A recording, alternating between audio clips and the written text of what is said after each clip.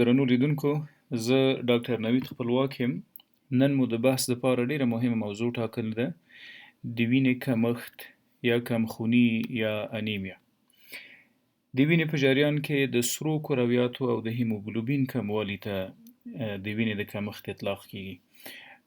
ګوري، د هیموګلوبین او سرو کرویاتو مفهوم نه مخکې راځو. وینه دوه مهم بخشونه لري. یوې جامده برخه ده چې سولډ ورته وایو، او بله یې هم پلازما یا لیکویډ برخه ده. درست؟ په جامده برخه کې د وینې څه موجود دي؟ د وینې حجرات دي.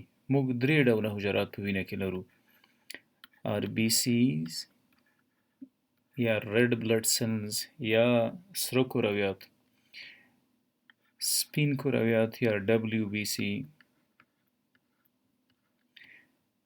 او صفحات دمویه یا PLT پلیټلیټس. دا د وینې هغه جامده برخه ده، مایع یا پلازما، چې تقریبا 55% د وینې ټول جوړښت جوړوي، او متبقي 45% بیا سولډ یا جامده برخه ده. په دو کې له موږ سره په پلازما کې بیا بلا نور مواد موجود دي چې د هغې په هکله مفصلا در سره غږیږم. څومره باید وینه هیموګلوبین کم شي چې موږ ورته کمخوني ووایو، او د همدې ترڅنګ دا کمخوني څومره باید RBC کمه شي چې د کمخوني اطلاق ورته وشي. که چیرې د هیموګلوبین اندازه په وینه کې له 12 ګرامه په 1 ډیسي لیتر کې کمه وه، دې ته موږ کمخوني وایو. دویم، که چیرې د سرو کرویاتو اندازه د وینې په جریان کې تر 4 میلیونو په 1 میلیمتر مربع کې کم و، دې ته موږ کمخوني وایو. که چیرې وینه معاینه کوو او ګورو چې RBC یا سره کرویات مو په 1 میلیمتر اندازه د جریان کې له 4 میلیونو کم دي، دې ته د کمخونۍ یا د وینې د کمښت اطلاق کیږي. ښه، راځو د وینې د ساختمان په هکله یو څه خبرې کوو، بیا ورځو چې د وینې کمښت څه ته وایي.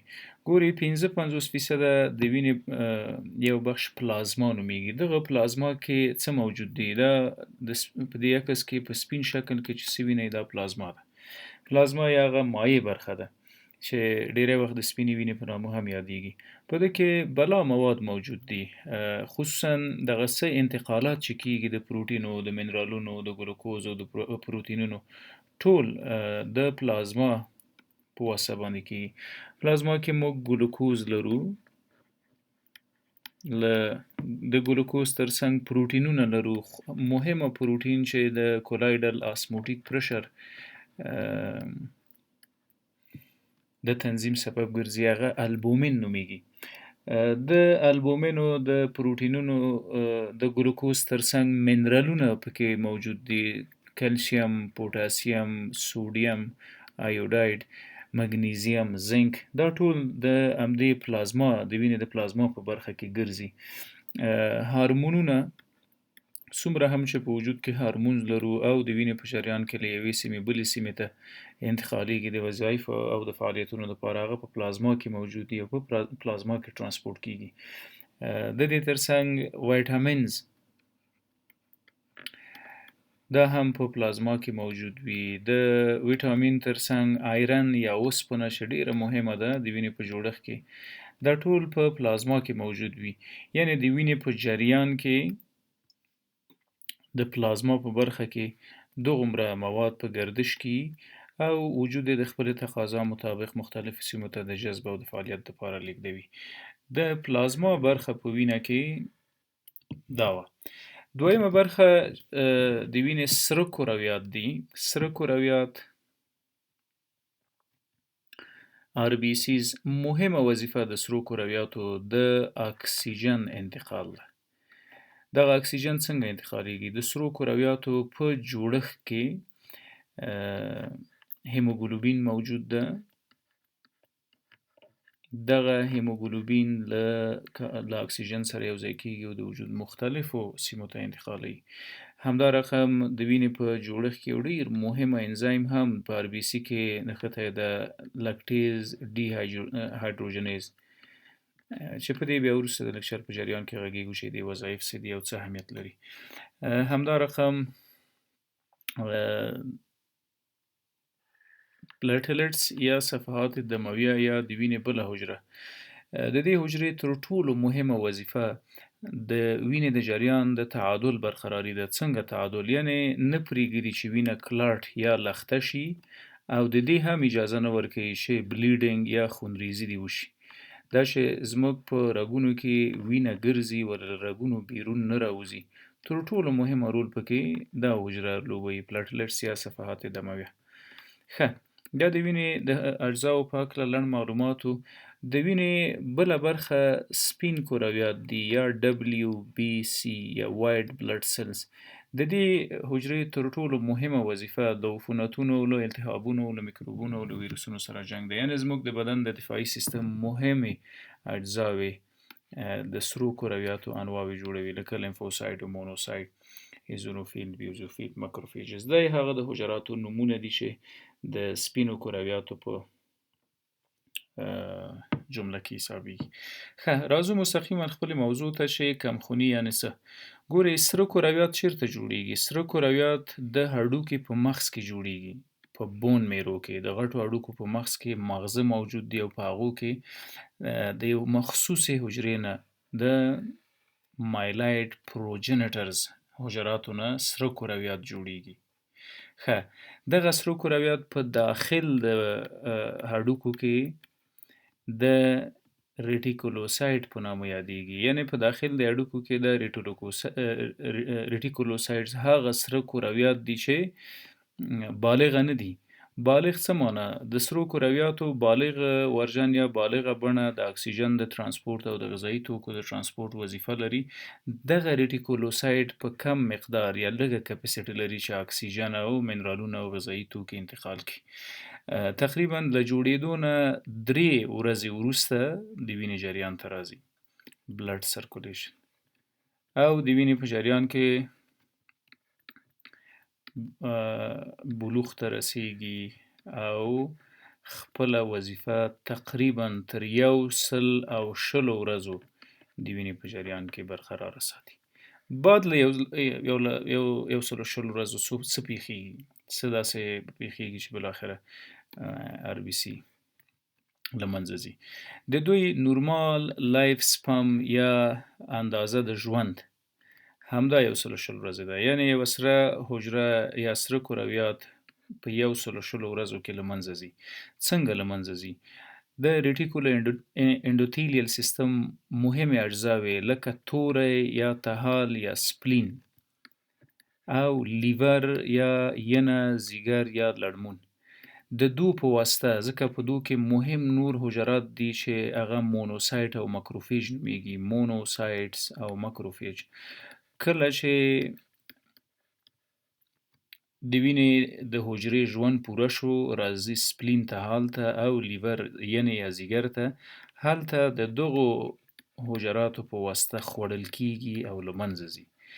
کله چې له منځه ځي، له دې مخکې زموږ د هډوکو له مغزو نه ریټیکولوسایت جوړ شوي او د وینې جریان ته راځي او د دوی هغه بدیل حجرات د وینې په جریان کې حرکت کوي. ښه، دا شو.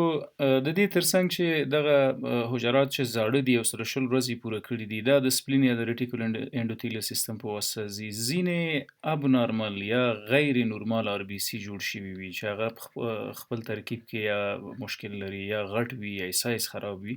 هغه هم د همدې ریټیکولو اندوتیلیل سیستم په واسطه باندې یا د ځیګر او د توري په واسطه د دې حجراتو په توسط له منځه ځي. او دا سایکل همداسې جریان لري تر هغې چې بالاخره د کوم مشکل یا تکلیف پر اساس موږ د کمخونۍ سره مخ شو. ښه، که چیرې موږ د وینې معاینه وکړو، یو څه د MCV په نامه لرو. MCV یا مین کارپسکولر والیم. مین کارپسکولر والیم څه معنا لري؟ دغه یوه حجره RBC څومره والیم لري، څومره سایز لري، غټ ده، کوچنی ده، نورمال ده، په همدې اساس موږ کمخوني تقسیموو. که چیرې د وینې حجره کوچنۍ شوې وله، مایکرو کوچنی سایټ حجره، یعنی که چیرې د وینې حجرات کوچني شوي ول، دې ته موږ وایو مایکروسیټیک انیمیا. کله مایکروسیټیک انیمیا منځته راځي؟ که RBC یا سره کرویات وګورو او سایز یې تقریبا له 80 فیمټو متر نه کم وي، فیمټو لیټر،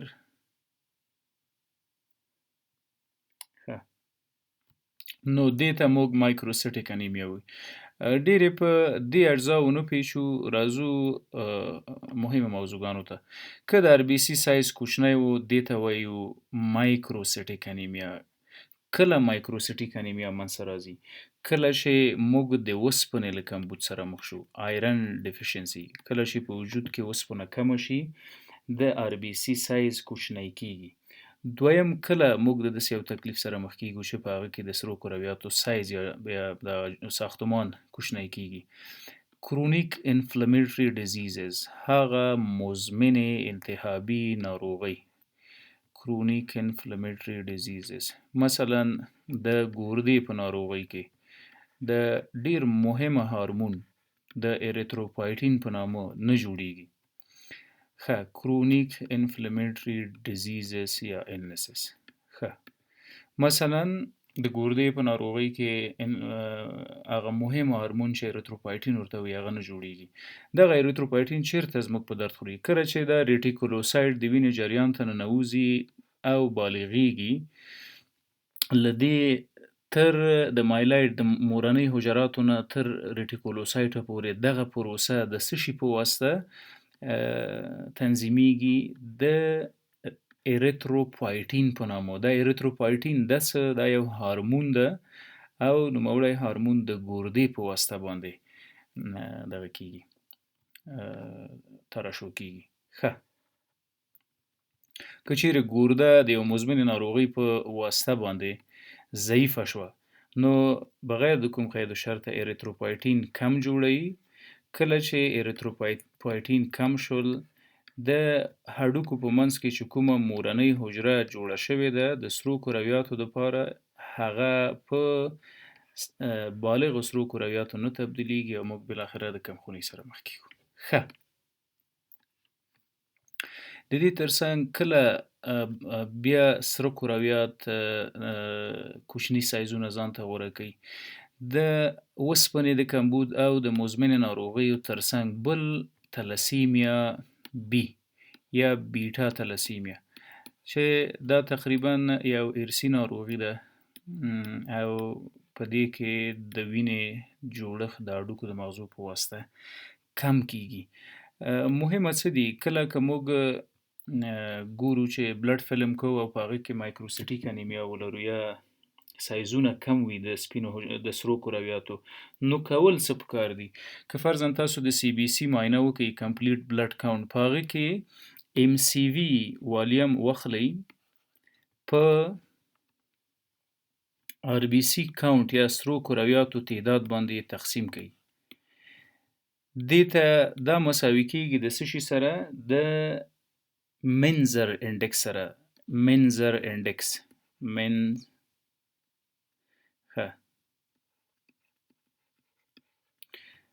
د منزر انډکس یو عدد ده.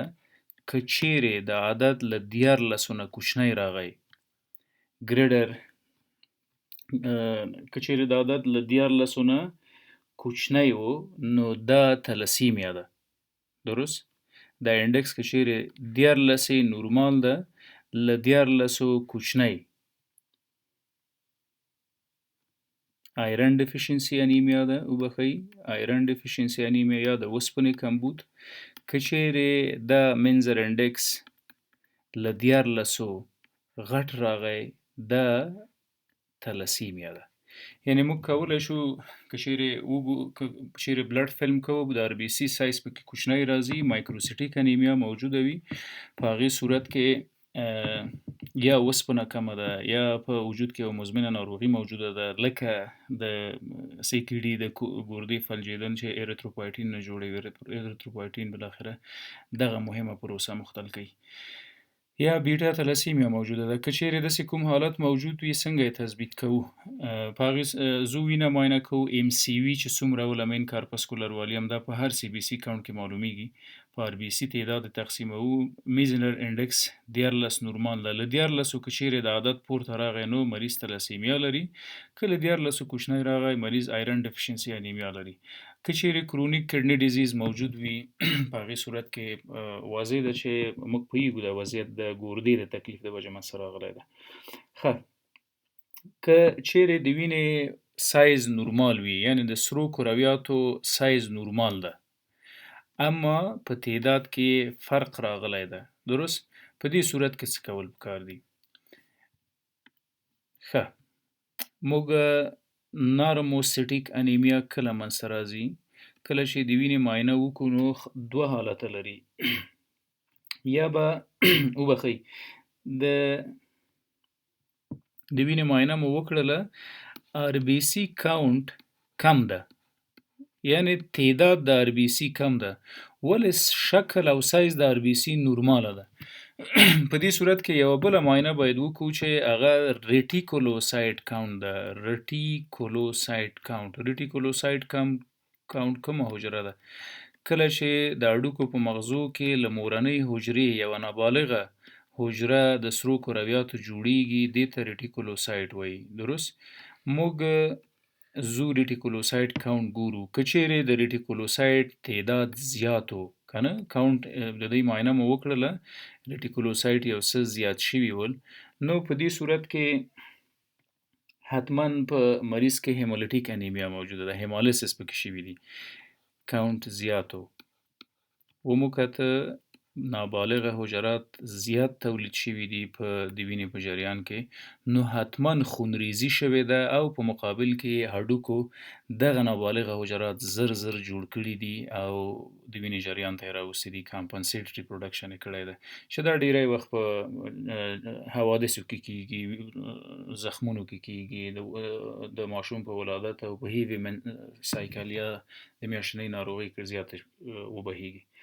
په هر حال که چیرې موږ د آر بي سي مقدار کم و، شکلونه او سایز نورمال و، وینه مو معاینه کړله، په هغې صورت کې کاونټ کم راغی، آر بي سي ریټیکولوسایټ کاونټ کم و، نو څه ممکن دي؟ که چیرې د دغه نابالغو کوچنیو آر بي سیو یا سرو کرویاتو تعداد کم و او هم پکې آر بي سي یا بالغ سپین حجرات کم شوي ول نو په دې صورت کې مهمه څه ده؟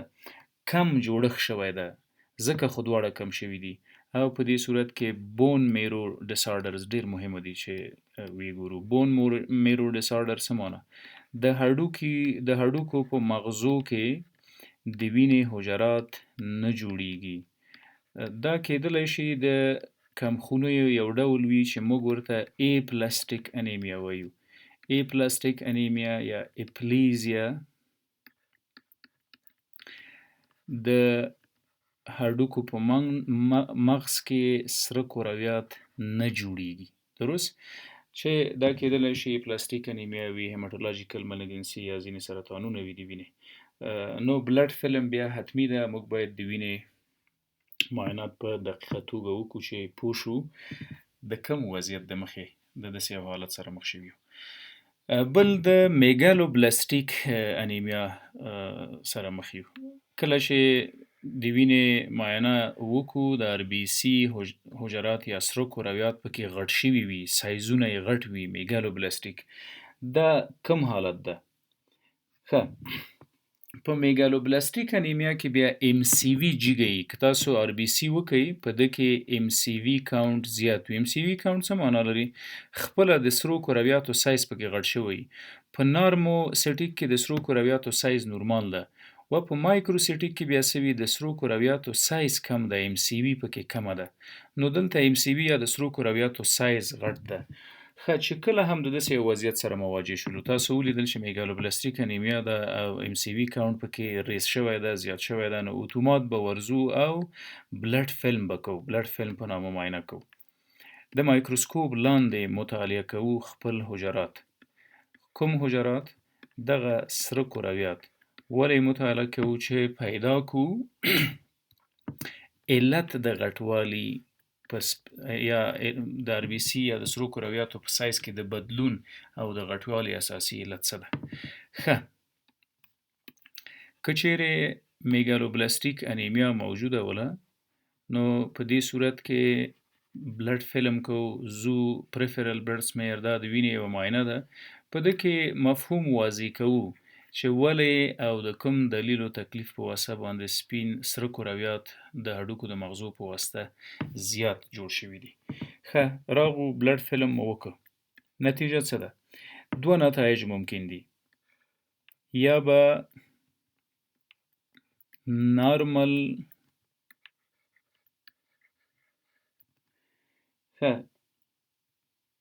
نارمل یا نان میګالوبلاستیک انیمیا وي یو میګالوبلاستیک یا نارمل نان میګالوبلاستیک انیمیا یا به وضعیت داسې وي چې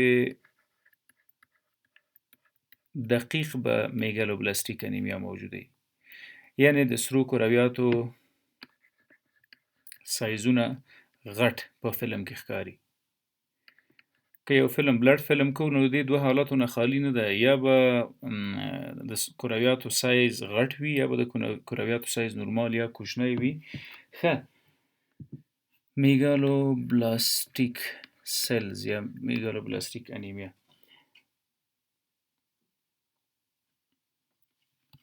دغه حالت ته موږ څه وایو نارمل میچور آر بي سي او دغه میګالوبلاستیک سیلز چې کوم دي میګالو غټ او بلاست سیلز غټ حجرات دي په دې صورت کې باید وګورو چې علت څه ده ډیری وخت د ده نښه څه وي هایپر سیګمنټډ نیوټروفیل تاسو که د نیوټروفیل شکل په مایکروسکوپ لاندې وګورئ په دا رقم ده کله چې میګالوبلاستیک انیمیا موجوده وي نو دا سیګمنټونه پکې زیاتیږي دته موږ هایپر سیګمنټډ نیوټروفیل وایو دا یو ډیره مهمه نښه ده په بلډ فلم کې بل د آر بي سي سایزونه غټ وي ولې امچور نابالغه وي که چیرې د آر بي سي سایز غټ وو او نابالغه وو امچور آر بي سي وله نو په دې صورت کې باید وګورو چې مریض د ویټامین بي 12 یا میکوبالامین کمبود لري که نه لري ځکه د دې د کمبود د وجې ډیری وخت دا تکلیف منځته راځي همدا رقم د فولیټ په نامه مواد دي چې د وینې د سرو کرویاتو په جوړښت کې یا په ترکیب کې موجود دي که دا هم کم شي موږ د دې تکلیف سره مخ کیږو ښه ځینې درمل دي دواګانې دي اکثر د روماتیزم مریضان یا په کانسر مبتلا مریضان کاروي لکه میتوټروکزیټ سلفاسلازین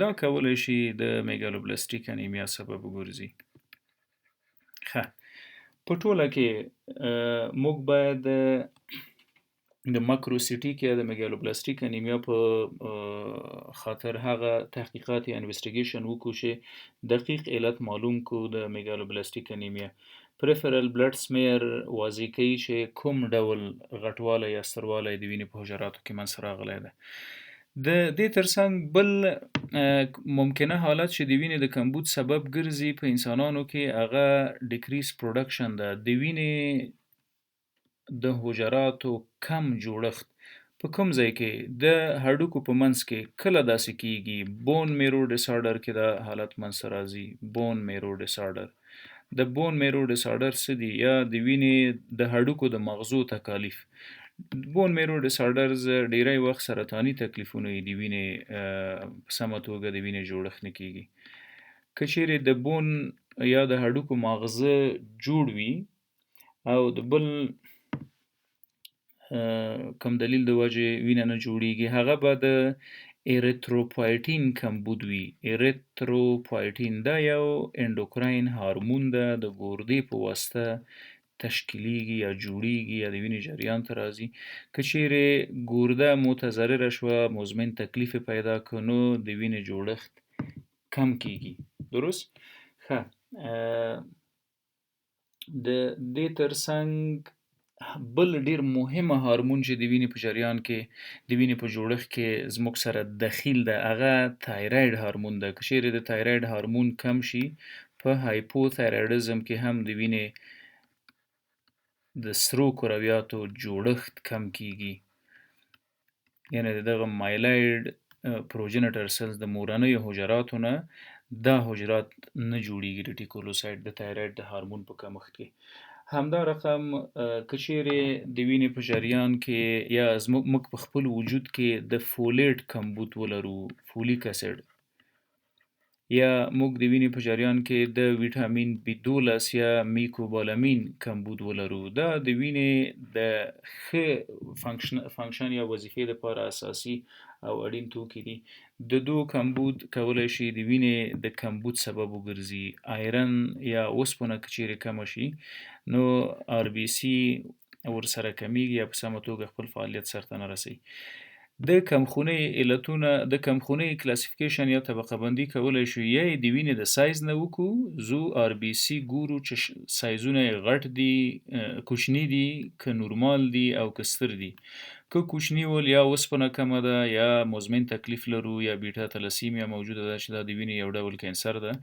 څنګه په داسې حالت کې تفکیک کولی شو؟ تاسو ته مو ویل چې مینځر انډکس ګورو. که چیرې له 14 نه که 14 ول نو نورمال حالت ده، یوازې آیرن ډیفیشنسي منځته راغلې ده، او که وبښئ که له 14 نه زیاتو ګریډر انډکس نو تلاسیمیا منځته راغلې ده، او که له 14 د انډکس کم و، په هغې صورت کې آیرن ډیفیشنسي انیمیا ده.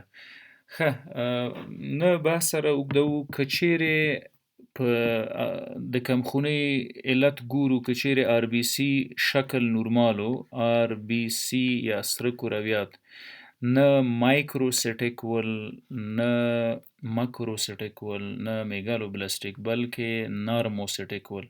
په دې صورت کې ګورو چې د وینې کمښت د دغه تکالیفو د وجې ده او که نه. که چیرې داسې هم کوم تکلیف موجود نه و، نو حتما په هیمالیسز یا د وینې ډسټرکشن منځته راغلی ده. د دې خبرې معنا څه ده؟ ګورئ، که کمخوني موجوده وه، سره کرویات هم نورمال جوړ شوي دي او شکلونه یې هم نورمال دي، نو حتما هیمالیسز منځته راغلې ده، وینه بهیدلې ده زموږ له وجوده. دغه بهیدل څه رقم ممکن دي؟ اکسترا واسکولر هیمالیسز، د وینې د رګونو نه بیرون د وینې د حجراتو یا د سرو کرویاتو ډسټرکشن یا له منځه وړل. مخکې مو ویل چې 120 ورځو کې ریټیکولو انډوتیلیل سیستم، خصوصا سپلین یا تهال او لیور یا زیګر، زاړه سره کرویات له منځه وړي او غیر نورمال سره کرویات له منځه وړي. که چیرې دغه پروسه غیر نورماله شي، یعنی بالغ او نورمال سره کرویات هم د ریټیکولو انډوتیلیل سیستم یا خلاصه د سپلین یا تهال په واسطه له منځه لاړ شي، دې حالت ته موږ هایپر سپلینزم وایو. سپلین یا تهال یا توری هغه ځای ده چې سره کرویات پکې، زاړه سره کرویات پکې دفن کیږي. که چیرې په تکلیف هایپر سپلینزم مبتلا او خپل فعالیت په غیر نورمال ډول تیز او زیات کوو، نو سره کرویات خوري او له منځه یې وړي، موږ د کمخونۍ سره مخ کیږو. اکسترا واسکولر کوآګولیشن نه ورځو، اکسترا واسکولر هیمالیسز نه انټرا واسکولر هیمالیسز ته ورځو. که چیرې د وینې حجرات د وینې د رګ په داخل کې ډسټرکشن یا د ماتېدو له منځه وړلو سره مخ شي، دا کم حالت ده؟ کافي ځینې امراض په دې کې موجود دي چې یو ته یې موږ DIC وایو، DIC ډس امینیټډ انټراواسکولر کوآګولیشن. په داخل د وینې په جریان کې سره کرویات سره لخته کیږي، یا په بل تکلیف کې چې ډیری وخت هیمولیټیک انیمیا منځته راځي، یا په داخل د وینې په رګ کې وینه کمیږي، هیمالیټیک یوریمیک سینډروم ده، هیمالیټیک یوریمیک سینډروم. چې دا ډیری وخت د ګردې په تکالیفو کې لیدل کېږي، په ځینو مزمنه نورو ناروغیو کې دا میټابولیک سینډروم منځته راځي. ښه همدا رقم په ملیریا کې چې د اکوایرډ هیمولیټیک انیمیا ورته وایي، د ملیریا پاراسایت د سرو کرویاتو یا د آر بي سي د ډسټرکشن د له منځه وړلو سبب ګرځي. په ټوله کې دلته وینه د له منځه تګ سره مواجه کیږي، هم نورماله جوړه شوې ده، هم یې جوړښت نورمال ده، هم یې جریان نورمال ده، هم یې سایز نورمال ده. ولې دلته د نورو امراضو په واسطه باندې د آر بي سي یا سره کرویات ماتیږي، له منځه ځي او د کمخونۍ سره مخ کیږو. ښه څنګه کمخوني که چیرې یو څوک په کمخونۍ مبتلا وي، وینه یې کمه وي، کوم علایم لري په هغو غږیږو. تر ټولو مهمه علامه چې په کمخونو انسانانو کې لیدل کېږي هغه پلر ده. پلر یا د رنګ ژیړوالی، خصوصا کنجکټایول پلر. کنجکټایوا د په سترګو کې یوه کوچنۍ پرده ده چې هغه ډاکټر ګوري، که چیرې رنګ نورمال وي یا نسبه سپین یا ژیړ وي هغه ښکاري مریض ډاکټر ته. کنجکټایول پلر. پالمر پلر یا د ورغوو ژیړوالی یا سپینوالی یا هغه پریدګي رنګ چې ورته وایي. د دې ترڅنګ بله مهمه نښه په مریضانو کې پالپټیشنز یا د زړه د ضربانو زیاتوالی ده.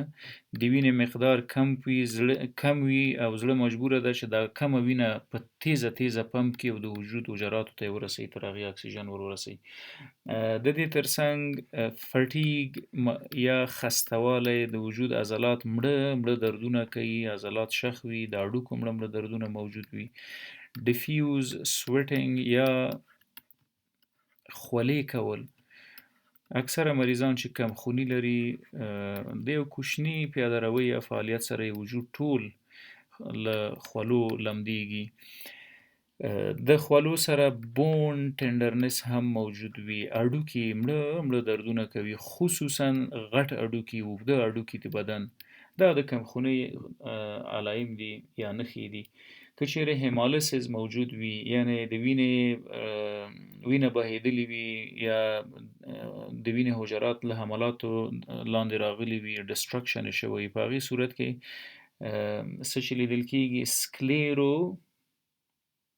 اکټس په نامه یوه نښه ده، یعنې دغه د سترګې سپین چې ده په ده کې سرې لیکې د وینو موجودې وي.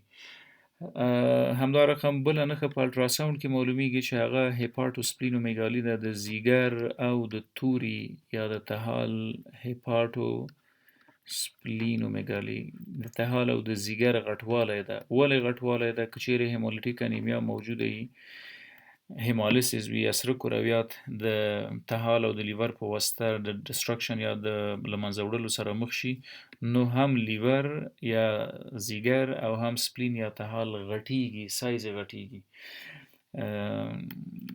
نفس تنګي یا ډسنیا تر ټولو مهمه نښه ده چې په کمخونو مریضانو کې لیدل کېږي. ښه که ووایو چې له پوستکي واخله چې رنګ یې ژیړیږي، د وجود تر هر بل ارګانه پورې په کمخونۍ کې دخیل ده. او د کمخونۍ تر ټولو مهمه نښانې دا دي: د رنګ ژیړوالی، د زړه ضربان زیاتیږي، فټیګ خستګي موجوده وي، خولې کوو، هډوکي مو درد کوي، سترګې مو سرې وي، ینه توری پړسېدلی وي، نفس تنګي لرو او په ټوله کې خوابالوده وضعیت سره مخ کېږو. په دې هیله چې د وینې د کمښت په طبقه بندۍ پوه شوي یاستئ. په راتلونکو لکچرونو کې به د وینې د کمښت هر ډول درته واضح کړم. جزاک الله خیر.